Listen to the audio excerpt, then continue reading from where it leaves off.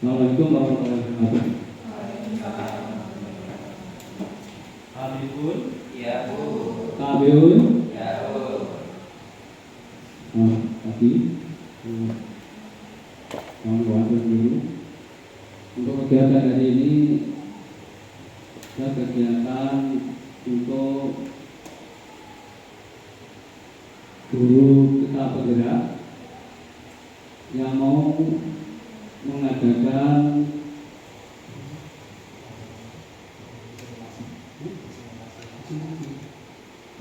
acara koordinasi ke SMP kita atau kawan-kawan ini untuk melanjutkan kegiatan guru bergerak kita yaitu Pak Ronald. Dan untuk selanjutnya kita langsung aja ke yang bersangkutan Pak Ronald di mengisi acara ini. Silakan Pak.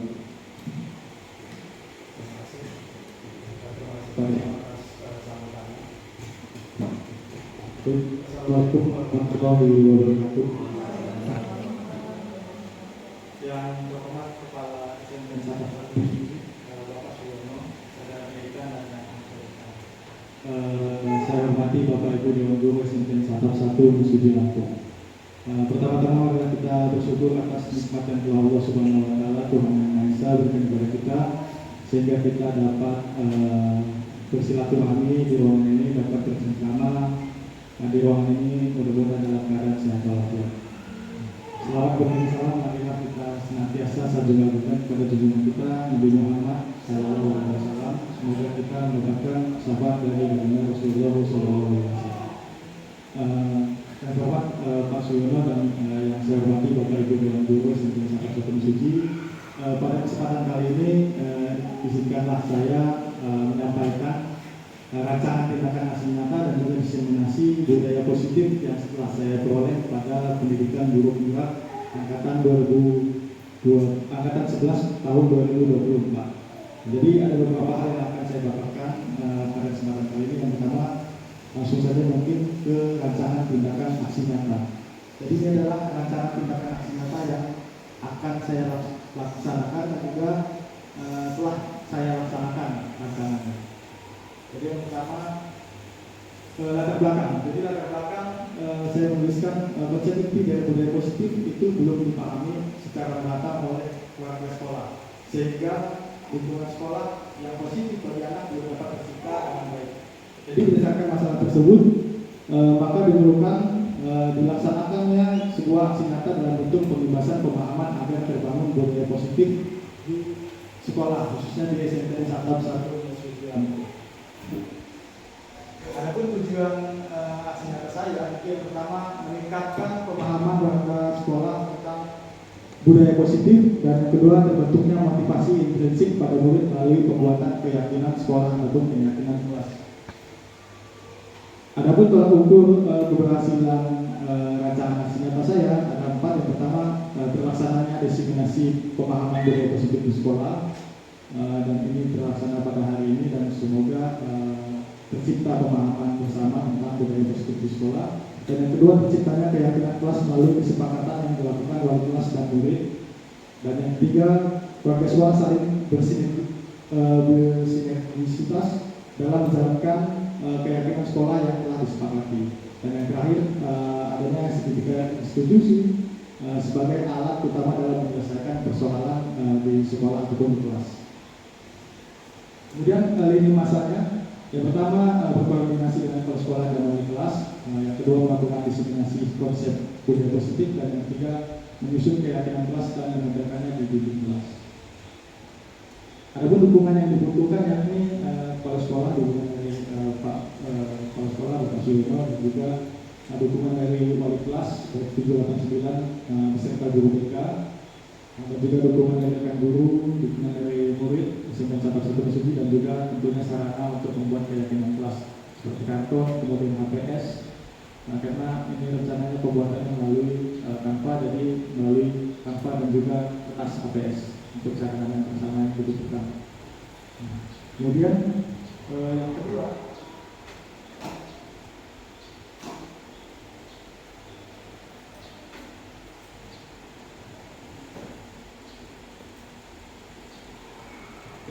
insiminasi modul 14 yakni budaya positif. Nah, jadi saya telah merancang sebuah PowerPoint untuk diseminasi pada kegiatan hari ini. Jadi yang pertama topik diseminasi yang akan dibahas, yang pertama disiplin positif dan nilai-nilai kebajikan universal, yang kedua teori motivasi, hukuman, penghargaan, dan restitusi, yang ketiga keyakinan kelas, keempat kebutuhan dasar manusia dan dunia berkualitas, yang kelima restitusi 5 posisi kontrol, dan yang keenam restitusi signifikan restitusi. Nah, jadi ini adalah bagian pengantar dalam disiplin positif. Jadi disiplin itu sangat penting bagi kita, terlebih kita adalah pelayanan teknis. Nah, jadi untuk informasi, kita tidak bisa mengontrol orang lain, hanya kita yang bisa mengontrol diri kita sendiri. Begitu juga dengan murid. Nah, oleh sebab itu kita tidak bisa memaksakan kehendak kita terhadap orang lain ataupun terhadap murid ketika di kelas. Nah, kemudian semua perilaku itu memiliki tujuan. Dalam teori motivasi itu terdapat dua motivasi yang latar belakangnya. Yang pertama motivasi ekstrinsik dan yang kedua motivasi intrinsik. Motivasi ekstrinsik itu dibagi menjadi dua. Yang pertama untuk menghindari hukuman, jadi orang melakukan sesuatu itu karena takut kena hukuman. Yang kedua, orang melaksanakan sesuatu itu supaya dapat imbalan. Nah, ini yang merupakan motivasi eksternal, ekstrinsik dari luar. Jadi dia dari luar diri karena ada rasa dari luar. Tapi kalau dia motivasi intrinsik itu untuk menghargai diri sendiri. Misalnya seorang siswa bernama Satria membuang sampah pada tempatnya, itu bukan karena didorong oleh keinginan ataupun oleh aturan yang ada di sekolah, melainkan memang keyakinan diri dia bahwa kebersihan itu penting untuk diciptakan seperti itu. Nah, jadi pada kesempatan kali ini mungkin kita akan melaksanakan ataupun menekankan pada motivasi intrinsik ataupun menumbuhkan motivasi intrinsik di dalam diri siswa seperti itu. Nah, selanjutnya yang akan dibahas yakni 5 posisi kontrol dan juga 5 kebutuhan dasar manusia. Nanti akan dipaparkan tiap bagian atau tiap slide. Jadi yang pertama itu membahas tentang disiplin positif dan nilai-nilai kebajikan universal.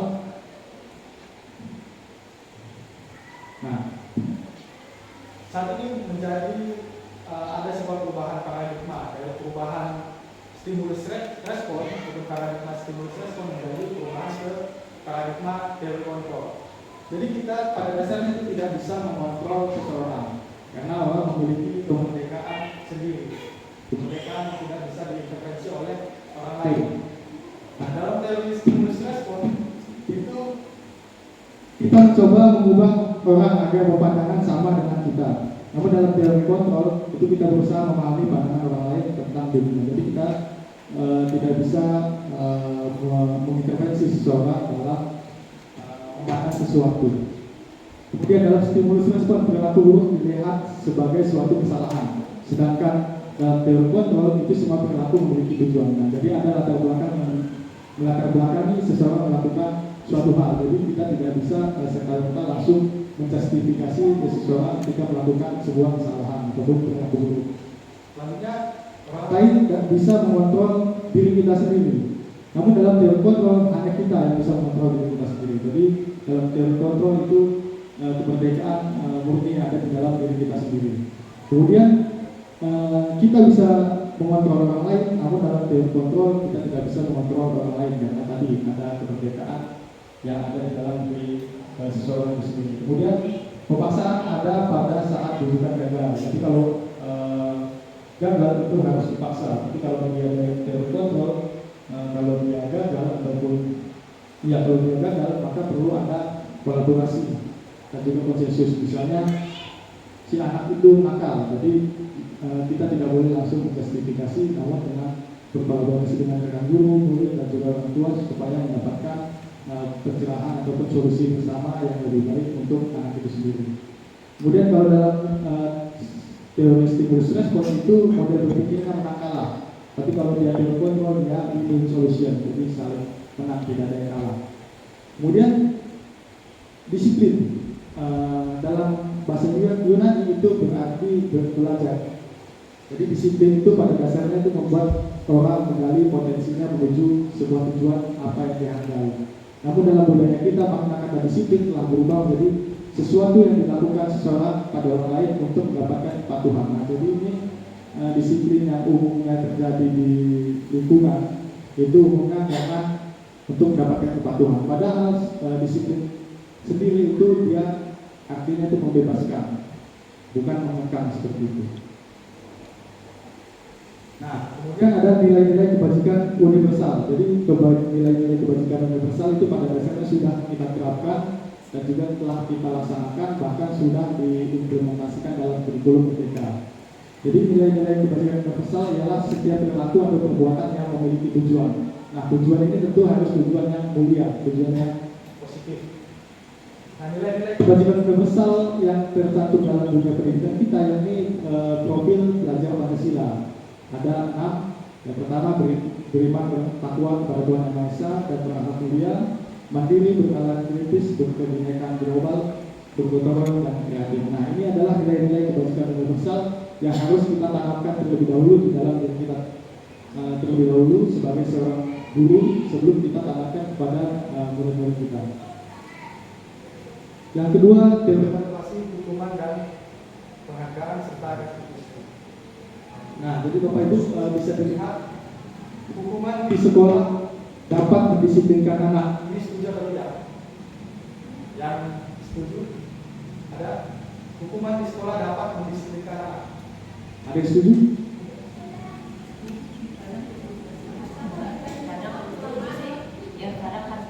Ya, kadang harus setuju. Ada yang tidak setuju? Harus setuju yang lain? Nah, nanti akan kita bahas. Kemudian yang kedua, pemberian hukuman dengan hal positif seperti membaca atau membersihkan halaman sekolah dapat meningkatkan disiplin anak. Ini setuju atau tidak? Setuju. Kemudian memberi penghargaan dapat meningkatkan motivasi belajar anak. Setuju? Kemudian yang keempat, membuat anak merasa bersalah, memberi dapat lebih ringan dibanding menghukum. Setuju?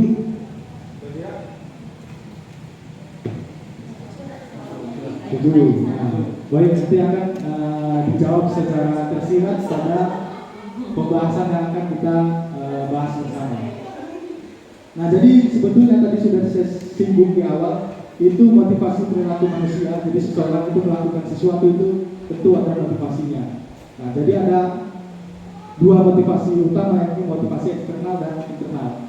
Kalau motivasi eksternal itu dari luar diri seseorang, sedangkan motivasi internal itu dari dalam diri seseorang. Motivasi eksternal itu karena yang pertama untuk menghindari hukuman ataupun ketidaknyamanan. Yang kedua, untuk mendapatkan imbalan dari orang lain. Nah, ini adalah motivasi eksternal. Motivasinya tatarannya rendah. Jadi tahap pertama itu yang menghindari hukuman, tahap kedua itu mendapatkan imbalan, dan yang ketiga itu ini adalah motivasi yang paling tinggi, yakni untuk menghargai diri sendiri. Jadi seorang itu melaksanakan sesuatu itu supaya ataupun menghargai dirinya sendiri, bahwa dia memang berharga, bahwa dia memang harus melakukan hal-hal yang baik, hal-hal yang positif. Nah, hal inilah motivasi internal yang mesti kita tanamkan ke diri anak-anak didik kita. Nah, selanjutnya Merdeka menurut Ki Hajar Dewantara itu tidak hanya terlepas dari pemerintah, akan tetapi juga cakap membuat pemerintah diri sendiri. Nah, jadi ini kaitannya dengan motivasi tadi. Jadi kita senantiasa mencoba membuat anak merdeka untuk melakukan tindakannya sendiri, bukan karena adanya aturan ataupun peraturan. Nah, itulah tugas kita. Nah, kemudian dihukum oleh penghargaan. Ini rasanya cukup ataupun proses cukup bertentangan ya, dihukum tapi sama penghargaan. Nah, jadi penghargaan itu berlaku sama dengan hukuman. Pada dasarnya penghargaan itu sama dengan hukuman. Dalam arti meminta ataupun menuntut seseorang melakukan sesuatu untuk memenuhi suatu tujuan tertentu dari orang yang meminta. Jadi bukan lahir dari dalam diri anak ataupun seseorang itu sendiri, melainkan karena adanya rangsangan hukuman sama penghargaan. Jadi seperti itu. Dorongannya bersifat eksternal dan biasanya akan ada faktor tergantung. Jadi anak itu ketika membersihkan lingkungan, misalnya membuang sampah pada tempatnya, itu hanya karena adanya aturan, bukan karena dia meyakini bahwa membuang sampah itu benar atau baik. Jadi kita coba untuk menanamkan nilai-nilai yang bermotivasi pada nilai-nilai eksternal, motivasi eksternal, internal. Nah, kemudian dihukum oleh penghargaan. Jadi pengaruh jangka pendek, memiliki pengaruh jangka pendek dan jangka panjang. Jangka pendeknya sekedar untuk mematuhi peraturan. Jangka panjangnya mungkin mereka tidak bisa mematuhi aturan di masyarakat misalnya. Kemudian penghargaan itu merusak hubungan. Jadi maksudnya di sini ketika anak mendapatkan penghargaan itu dia akan melakukan sesuatu itu karena adanya penghargaan. Kalau nggak ada penghargaan dia tidak akan melakukan sesuatu tersebut. Kemudian penghargaan itu sebetulnya menghukum. Nah jadi karena anak itu melakukan hal yang kita suruh, misalnya kita suruh dengan adanya iming-iming imbalan atau penghargaan, maka itu sebetulnya menghukum, seperti itu. Menghukum dengan cara memaksa anak untuk melakukan apa yang kita laksanakan dengan cara diberi imbalan ataupun penghargaan. Kemudian penghargaan menurunkan kualitas. Jadi kualitas diri seseorang itu ada hanya karena adanya penghargaan ataupun imbalan. Kemudian penghargaan itu tidak efektif karena orang akan melakukan sesuatu hanya dengan adanya imbalan. Kalau tidak ada imbalan dia tidak mau. Kemudian penghargaan mematikan kreativitas. Kreativitas itu dibatasi dengan adanya penghargaan. Kemudian penghargaan mengurangi motivasi intrinsik karena dia tidak lahir dari kesadaran diri bahwa nilai tersebut benar, melainkan karena adanya dorongan, adanya penghargaan itu sendiri. Kemudian program kebajikan ataupun apresiasi yang bisa kita laksanakan itu yang pertama bisa memberikan pengakuan secara khusus. Misalnya Satria, kamu telah melaksanakannya dengan baik, misalnya. Kamu sangat baik ketika belajar teks prosedur. Itu jadi khusus pada kontennya. Kemudian beri pengakuan secara pribadi. Misalnya kita ngomong secara pribadi kepada sang anak, misalnya Satria, kamu mengerjakan tugasnya sangat baik, tingkatkan ataupun pertahankan misalnya. Kemudian beri pengakuan kepada semua murid. Nah, jadi ini kita bisa melaksanakan penghargaan kepada semua murid. Misalnya memberikan apresiasi satu persatu. Misalnya pada Adi kamu sangat rajin, tolong tingkatkan ya.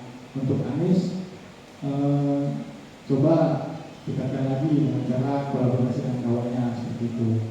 Kemudian beri pengakuan secara konsisten. Jadi kita ketika di kelas itu usahakan memberikan penghargaan kepada anak secara kontinu. Jadi di tiap pembelajaran yang kita laksanakan memberikan apresiasi kepada anak. Kemudian selanjutnya fokus pada proses. Jadi kita harus memberikan apresiasi juga pada proses yang telah kita lalui, tidak hanya hasilnya, melainkan juga prosesnya. Contoh pengakuan ataupun apresiasi kebajikan. Misalnya, kemarin saya perhatikan rasa empatimu besar sekali pada saat menolong murid baru di kelas kita. Atau bisa juga, Bapak menghargai kepedulianmu pada saat kamu membantu teman-temanmu di tugas kelompok. Atau bisa juga, terima kasih untuk rasa tanggung jawabmu pada saat kamu memungut kertas-kertas yang berserakan di lantai. Nah, jadi ini bisa kita terapkan di dalam kelas kita. Nah, tindakan guru ini ada 7 tindakan guru, mungkin bisa dibayangkan yang mana hukuman, yang mana konsekuensi. Jadi hukuman itu kan untuk ada peraturan, kalau dia tidak melaksanakannya maka akan dihukum. Nah, hukuman itu biasanya cenderung tidak sesuai dengan apa yang ia buat kesalahan itu sendiri. Kalau konsekuensi dia memang sudah ada konsekuensinya. Misalnya aturannya memakai baju lengkap, atribut lengkap, tapi dia tidak pakai atribut, maka dia diminta untuk membeli, misalnya membeli atribut sekolah, dan sebagainya. Nah, jadi hukuman itu dia tidak ada relevansinya dengan apa yang dihukum, sedangkan konsekuensi itu masih ada relevansi. Nah, mungkin bisa sambil dibayangkan hukuman, yang mana masuk konsekuensi. Kalau yang pertama itu masuk hukuman atau konsekuensi, kira-kira. Mencatat 100 kali di dalam buku dengan kalimat saya tidak akan melapat lagi karena terlambat ke sekolah. Itu hukuman atau konsekuensi?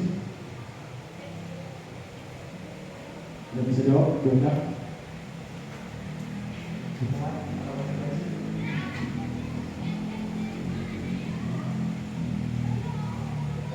Yang pertama.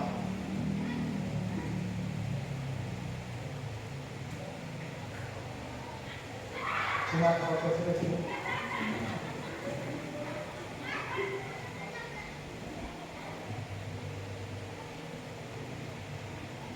Kemudian apa itu yang pertama kira-kira?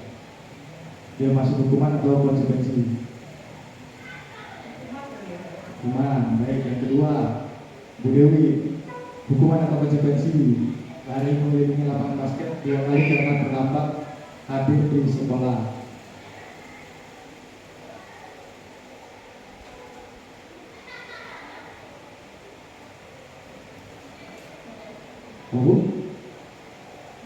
Hukuman. Baik, Radio mungkin diminta terus 15 kali karena tidak menggunakan masker ke sekolah. Hukuman. Bunda menggantikan kertas tugas teman yang telah dicoret-coret.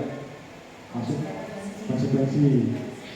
Nah, kalau yang kelima, membersihkan tempat air di meja tulis karena tersenggol pada saat belajar. Konsekuensi. Meminta murid tidak menggunakan sepatu seharian di sekolah karena tidak menggunakan sepatu hitam. Hukuman. Baik. Selanjutnya, lari mengelilingi lapangan basket 2 kali karena terlambat 10 menit untuk pelajaran TJOK. Hukuman. Baik. Untuk jawaban ini. Nah, jadi yang pertama itu hukuman, konsekuensi. Nah, untuk yang itu masuk konsekuensi karena dia memang pelajaran TJOK. Nah, jadi dia relevan, hukumannya itu relevan dengan pelajarannya. Jadi masuk ke konsekuensi. Nah, kemudian tadi kan ada 3 jenis, ada dua jenis tadi ya. Ini ditambah 1 jenis lagi yang restitusi. Nah, jadi kalau hukuman itu dia identitas gagal. Jadi kalau hukuman biasanya sesuatu yang menyakitkan harus terjadi, kalau konsekuensi sesuatu yang harus terjadi, kalau restitusi merupakan sebuah pilihan. Misalnya kalau anak merobek hordeng misalnya, anak merobek atau merusak hordeng, itu misalnya kalau hukuman dia itu anak diminta untuk push up, nah itu masih hukuman. Tapi kalau konsekuensi itu anak misalnya diminta untuk ganti, nah itu masuk konsekuensi karena dia merusak, maka dia harus benerin, minimal benerin. Nah kalau restitusi dia hampir sama dengan konsekuensi tapi berbeda. Kalau konsekuensi itu kita yang menentukan, kamu benerin hordeng ini atau kamu beli yang baru hordeng ini. Tapi kalau restitusi dia kita melaksanakan dialog kepada anak. Misalnya, ini kan kamu sudah merusak hordeng ini, kira-kira menurut kamu ini harus digiminakan ya misalnya. Nanti akan muncul dialog, anak mungkin memunculkan solusi-solusi. Waduh Pak, saya nggak ada duit ini Pak, gimana kalau saya jahitkan saja Pak. Nah itu kan muncul solusinya. Nah itu yang dinamakan restitusi. Jadi konsekuensi itu kita yang ngasih istilahnya hukumannya, bukan hukuman itu ya, ngasih pilihannya. Tapi restitusi itu pilihannya itu didialogkan seperti itu. Nah kemudian hukuman itu membuat seseorang tidak nyaman atau benar-benar tidak nyaman dalam jangka waktu yang panjang. Sedangkan konsekuensi tidak nyaman untuk murid dalam waktu yang pendek. Kemudian restitusi itu menguatkan dalam waktu yang panjang. Kemudian kalau hukuman, korban mendapatkan keadilan. Nah, kalau dia konsekuensi, korban bisa diabaikan. Kalau dia restitusi, korban mendapatkan ganti. Misalnya buku anak disobek-sobek, itu kalau hukuman bisa si korban ini, si anak yang bukunya disobek itu bisa aja langsung kamu beli ini misalnya. Tapi kalau dia konsekuensi bisa juga korban diabaikan gitu, fokus pada penyelesaian masalahnya. Kalau dia restitusi, itu korban mendapatkan ganti. Kemudian kalau hukuman, murid akan tersakiti. Nah, jadi dia cenderung menyakiti murid, tapi dia kalau konsekuensi itu murid dibuat tidak nyaman, sedangkan restitusi murid akan mendapatkan penguatan. Jadi ketika kita murid dikenakan restitusi, maka murid akan kembali lebih baik di kelompoknya seperti itu. Oke, masuk ke restitusi. Apa itu restitusi? Restitusi itu ada 3 menurut KBBI, namun yang lebih tepat pada bahasan kita kali ini yakni yang pertama tadi, pembayaran kembali. Jadi restitusi adalah proses menciptakan kondisi bagi murid untuk memperbaiki kesalahan mereka, sehingga mereka dapat kembali ke kelompok mereka dengan karakter yang lebih kuat. Nah, jadi artinya ketika murid melakukan kesalahan itu diperbaiki, namun dengan cara dialog antara guru dengan murid. Nah, dan dicarikan solusi yang terbaik yang menguntungkan murid dan juga menguntungkan si korbannya.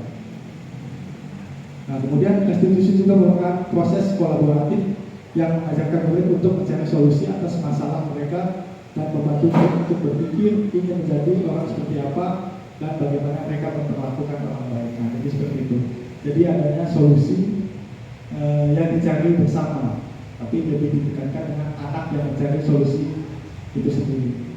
Kemudian selanjutnya yakni keyakinan kelas. Nah, keyakinan kelas ini juga cukup penting untuk kita terapkan dan juga kita buat di kelas-kelas kita masing-masing, baik sebagai wali kelas maupun kita sebagai guru. Jadi mengapa tidak peraturan apa saja, mengapa harus keyakinan kelas? Nah, ini bisa dijawab dengan beberapa pertanyaan.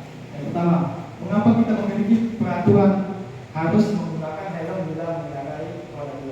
Nah, kalau hanya sekedar peraturan, itu dia hanya karena ingin mematuhi, karena ada takut ditilang. Nah, tapi kalau keyakinan itu memang karena adanya di dalam diri anak itu sendiri.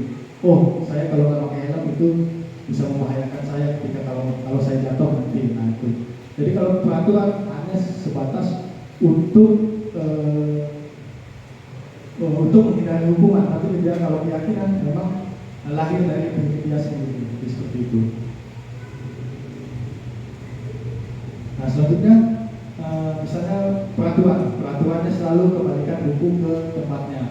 Nah, ini sebetulnya sudah mencakup keyakinan kelas yakni tanggung jawab. Jadi menumbuhkan keyakinan ataupun nilai kebajikan tanggung jawab. Kemudian dilarang mengganggu orang lain. Jadi ini masuk ke nilai kebajikan menghormati orang lain. Kemudian hadir di sekolah 15 menit sebelum pelajaran. Ini merupakan nilai menghormati orang lain. Kemudian dilarang melakukan kekerasan. Ini merupakan nilai kebajikan keselamatan ataupun menghormati orang lain. Kemudian dilarang menggunakan narkoba. Itu termasuk nilai kebajikan kesehatan dan lain sebagainya. Jadi sebetulnya peraturan itu ada di dasar yang kedua. Nah, untuk meningkatkan menjadi keyakinan kita harus menanamkan nilai-nilai tersebut kepada diri anak itu sendiri supaya mereka memiliki keyakinan kelas bahwa hal tersebut memang harus dilakukan, bukan karena adanya aturan, bahkan memang nilai yang ia yakini adalah nilai yang baik. Nah, kemudian peraturan kelas ada di dasar di level pertama. Dengan adanya peraturan kelas, mari kita naikkan menjadi keyakinan kelas. Dengan keyakinan kelas yang terlaksana dengan baik dan merata, maka akan menciptakan lingkungan yang positif dan tentu akan menciptakan budaya yang positif. Contoh penerapan segitiga restitusi. Mungkin bisa disimak sebentar untuk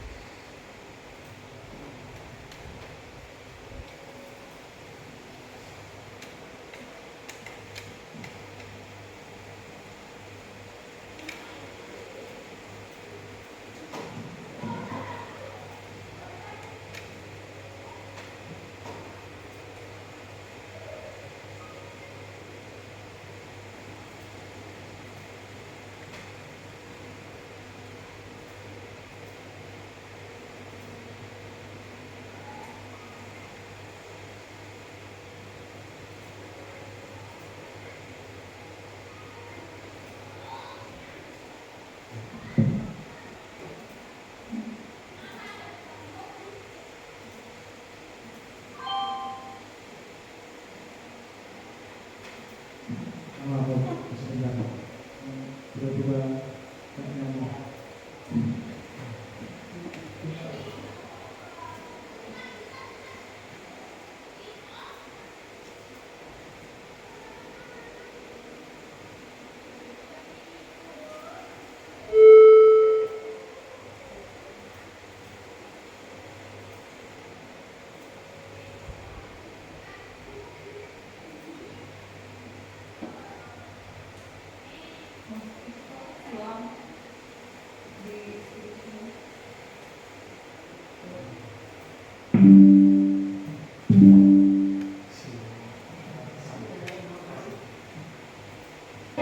Waalaikumsalam.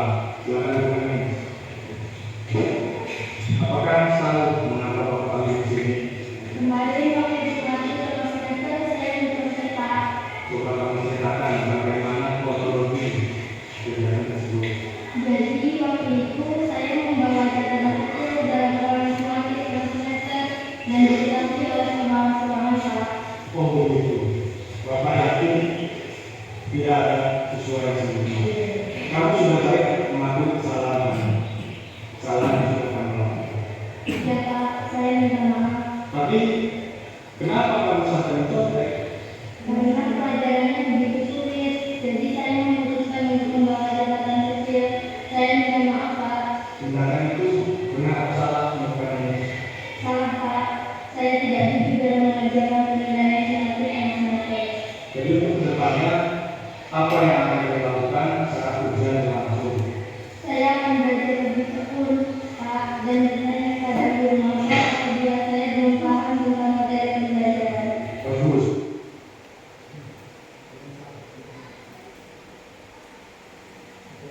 Assalamualaikum warahmatullahi wabarakatuh. Selamat ya anak. Ini kita akan coba membuat kesepakatan kelas yang nantinya akan kita jadikan sebagai keyakinan kelas. Jadi yang pertama kita akan menyampaikan gagasan kalian satu apa kelas impian kalian. Jadi bisa kelas impian seperti pembelajaran impian yang dilakukan Bapak hadir di kelas ini. Nah, yang pertama mungkin satu ya. Ya disiplin. Oke, yang kedua coba nih. Sebenarnya ada saling mengerti. Ya saling menghormati, disiplin saling menghormati. Baru belajar berbicara. Ada tiga. Jadi si mereka kelas yang isi. Ada lagi mati. Saya membakar terhadap guru. Ya jangan membantah terhadap guru. Nah itu adalah kelas-kelas ataupun harapan kalian ketika. Nah baik, coba dituliskan satu-satu harapan kalian tersebut di kertas yang Bapak berikan. Jadi akan kita merumuskan bersama apa yang akan kita lakukan. Silakan dituliskan. Disampaikan di sini. Di sini ya.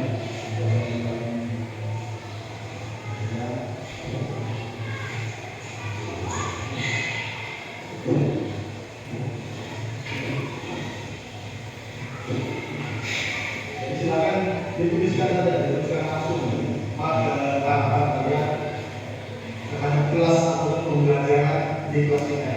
Silakan. Bisa sama, bisa tidak sama dengan kawan-kawan yang sebelumnya juga disesuaikan dengan harapan yang betul-betul kalian inginkan hadir di kelas ini.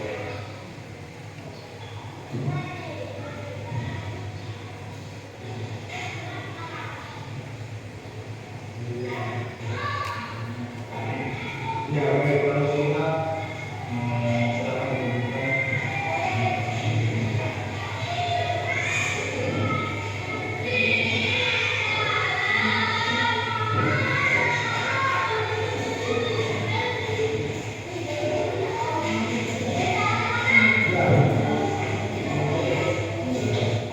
Jangan membantah terhadap guru, kemudian kelas emosi, kemudian ingin saling menyayangi, kemudian rajin belajar, ingin saling menolong, saling membantu dan sama lain, saling menghormati, saling menolong, saling mengapas sama-sama. Ini adalah keyakinan dan harapan kalian terhadap kelas kalian. Maka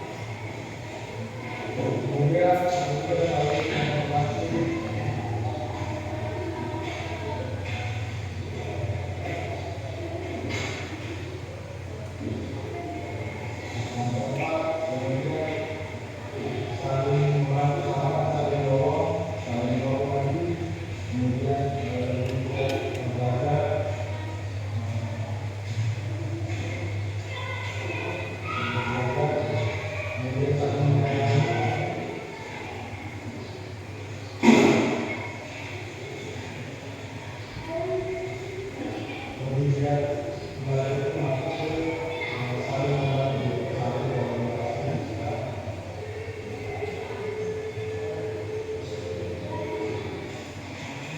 Kemudian kelas emosi.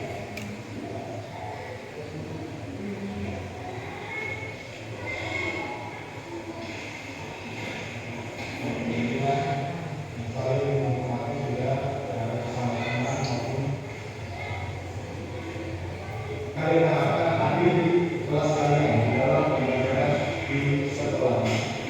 Baik, jadi adakah yang kita sebelum kesempatan kelas ini? Apakah kalian setuju semua untuk kita dapat kelas kalian? Baik, kalau setuju, coba katakan semua kalau setuju. Nah, baik, kalau setuju, alhamdulillah ini sudah setuju.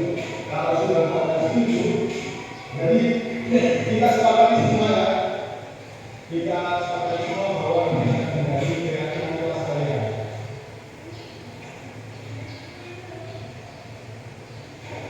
Jadi ini akan menjadi sebuah keyakinan kelas. Tidak hanya ketika belajar bahasa Indonesia, tetapi juga belajar bahasa Inggris.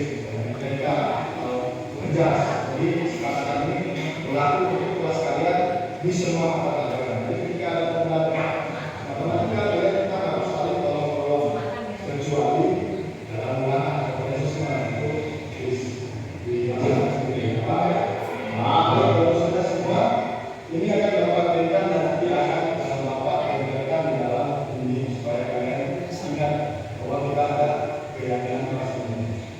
Sehingga baik kita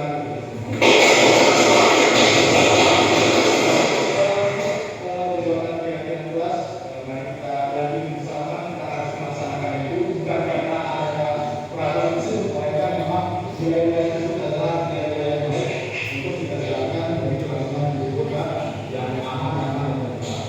Dan hari ini untuk pembahasan keyakinan kelas, saya Bapak Amir, wassalamualaikum warahmatullahi wabarakatuh.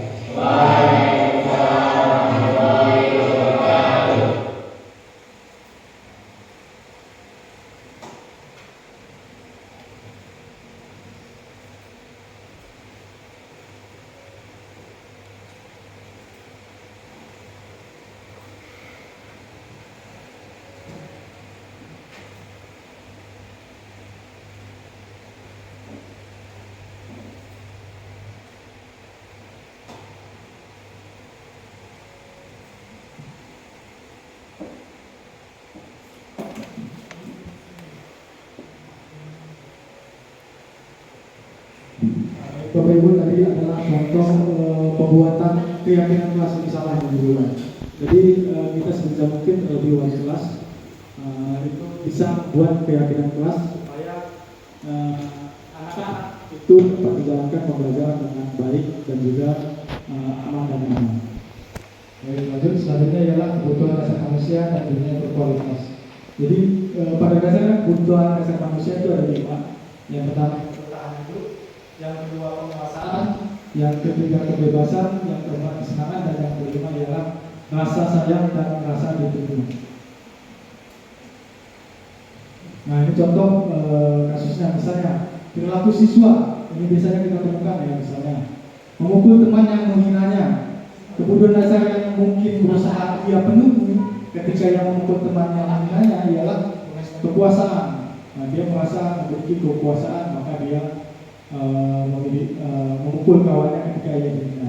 Kemudian ketika kita melaksanakan restitusi, baiknya kita memberikan ataupun mengajukan pertanyaan, apakah ada cara untuk memenuhi kebutuhan kekuasaan dalam melakukan kekerasan. Nah, itu coba kita melaksanakan dialog ataupun mengajukan pertanyaan tersebut. Contoh lain, perilaku siswa misalnya menyebabkan gosip tentang teman sekelasnya. Sebetulnya dia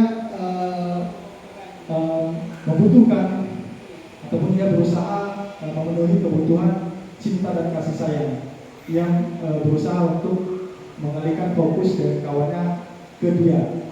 Nah, coba kita ajak dialog dengan cara mengajukan pertanyaan, apakah ada cara untuk memenuhi kebutuhan cinta dan kasih sayang tanpa merusak reputasi orang lain. Nah, itu biasanya sering kita temui dan lain sebagainya. Selanjutnya ini eksplorasi konsep yang kelima, yakni 5 posisi kontrol. Terdapat 5 posisi kontrol kita ketika menghadapi anak yang mengalami masalah. Ketika anak mengalami masalah ataupun mencontoh permasalahan, maka kita memiliki kontrol diri dengan memposisikan kita pada 5 posisi kontrol ini. Namun yang baik kita melaksanakan posisi kontrol mulai dari teman, pemantau hingga manajer. Yang paling baik ialah manajer. Nah, kalau dia hanya posisi kontrol menghukum, dia menyakiti anak, menghardik, menunjuk-nunjuk, menyindir. Misalnya, kamu bengak, misalnya, kamu bodoh, misalnya itu adalah contoh penghukum.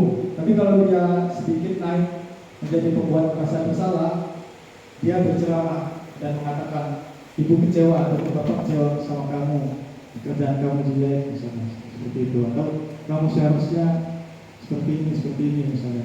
Nah, kalau ditingkatkan lagi pada teman, kontrol teman, kita bisa membuatkan alasan-alasan untuk muridnya. Misalnya,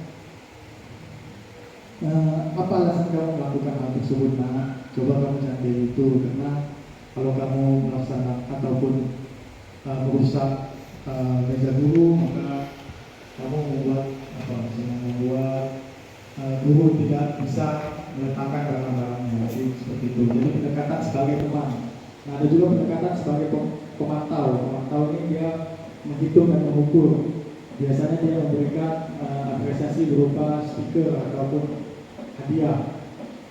Nah, kalau dia manajer, dia bisa mengajukan pertanyaan-pertanyaan kepada anak yang tidak menyudutkan anak, tetapi mencari solusi bersama. Nah, kemudian dalam perkataan, kalau dia penghukum, dia biasanya cenderung mengatakan, kalau kamu tidak melakukannya, kamu akan bapak hukum. Nah, kalau dia membuat rasa bersalah, seharusnya kamu sudah tahu, ibu jelas sekali mengatakannya, ibu stres dengan kamu, misalnya. Nah, kalau dia teman, ayolah lakukan ini demi bapak, atau masa kamu tidak mau lakukan ini demi bapak, atau ingat tidak, bapak pernah bantu kamu ini. Nah, kalau dia memantau, dia memantau peraturannya. Apa peraturannya coba? Nah, peraturannya memakai atribut lengkap. Nah, coba kamu pakai atribut lengkap. Tapi kalau dia manajer, apa yang kita yakini, apa yang bisa kau kerjakan untuk memperbaiki masalah ini. Jadi ada dialog untuk menemukan solusi bersama. Nah, hasilnya kalau dia menghukum, anak cenderung pada akhirnya nanti memberontak atau menyalahkan orang lain atau berbohong. Nah, seperti itu. Misalnya anak tidak memakai seragam lengkap, dia cenderung biasanya nanti besoknya tetap memberontak ataupun berbohong. Misalnya, atribut saya kecuci bu, padahal memang dia tidak bawa, seperti itu. Nah, kalau dia membuat orang merasa bersalah, menyembunyikan, berbohong ataupun nakal biasanya. Nah, kalau teman dia ketergantungan untuk berkomunikasi dengan gurunya sebagai teman. Nah, kalau yang bagus ialah sebagai manajer mengeluarkan perilakunya seperti itu. Nah, kemudian kita coba bergerak dari peraturan, dari memberikan ataupun menegakkan peraturan, menjadi pemantau dan memberikan konsekuensi atau hadiah, menjadi menerapkan nilai-nilai yang baik kepada anak. Meyakini nilai-nilai yang baik itu harus dilakukan oleh anak seperti itu. Dan juga mengambil posisi sebagai manajer. Nah, ini contoh perkataan dan siapa yang mengatakannya. Yang pertama, saya kecewa sekali sama kamu, dengan kamu. Itu kontrol membuat rasa bersalah. Kamu tidak pernah benar melakukan itu, kontrol sebagai penghukum. Ayolah lakukan demi bapak, itu kontrol sebagai teman. Apakah kamu mau mendapatkan stiker bintang hari ini? Itu kontrol sebagai pemantau. Kemudian bagaimana kamu bisa menyelesaikan masalah ini? Itu kontrol sebagai manajer dan lain sebagainya. Jadi kita sebisa mungkin mencoba untuk menerapkan teori kontrol pada posisi manajer. Kemudian eksplorasi yang kedua, yakni segitiga restitusi. Jadi segi pidana restitusi itu salah satu pendekatan untuk menyelesaikan permasalahan yang ada di sekolah ataupun yang dilaksanakan oleh anak. Jadi ada 3 tahapan, segitiga ya. Ada 3 tahapan. Yang pertama, statuskan identitas. Itu kita ketika kita menemukan permasalahan pada anak, kita coba berbicara, berdialog dengan anak. Hal yang pertama kita lakukan ialah menstabilkan identitas. Bisa dengan kalimat berbuat salah itu hal yang manusiawi, Bapak juga pernah melakukan hal yang salah. Atau tidak ada manusia yang sempurna. Bahkan presiden pun ataupun gubernur pun ataupun guru pun itu pasti memiliki kesalahan. Jadi kita pertama menstabilkan identitas anak terlebih dahulu, jangan langsung menjustifikasi. Kemudian yang kedua ialah memvalidasi kebutuhannya. Jadi anak itu melakukan hal tersebut itu karena apa? Nah, jadi pada tahap ini membantu siswa mengenali kebutuhan dasarnya yang ingin dia penuhi ketika melakukan kesalahan tersebut. Jadi bisa menggunakan kalimat, kamu bisa saja kan melakukan hal yang lebih buruk, tapi kamu tidak melakukannya lagi kan? Atau kamu pasti punya alasan mengapa melakukannya. Ibu tidak menyalahkan hal tersebut. Atau kamu boleh tetap berusaha menjaga sikap itu, tapi tambahkan sikap yang lain yang baru yang lebih baik. Dia memvalidasi kebutuhan. Dan yang terakhir ialah meningkatkan keyakinan. Nah, jadi setelah anak tenang, setelah anak tidak merasa bersalah, terlalu bersalah, itu kita bisa masuk ke menanyakan keyakinan. Misal, apa yang kamu rasakan ketika kamu melakukan itu? Kamu menjadi orang seperti apa? Atau bisa kamu menjadi orang yang seperti apa? Kelas yang ideal itu seperti apa? Seperti itu. Jadi intinya dia tidak menjustifikasi anak secara langsung, melainkan menanyakan terlebih dahulu motivasi anak melakukan hal tersebut dan menanyakan solusi pengesahan bersama. Mungkin itu saja yang dapat saya sampaikan. Bapak Ibu, kurang lebih mohon maaf. Saya akhiri. Wassalamualaikum warahmatullahi wabarakatuh.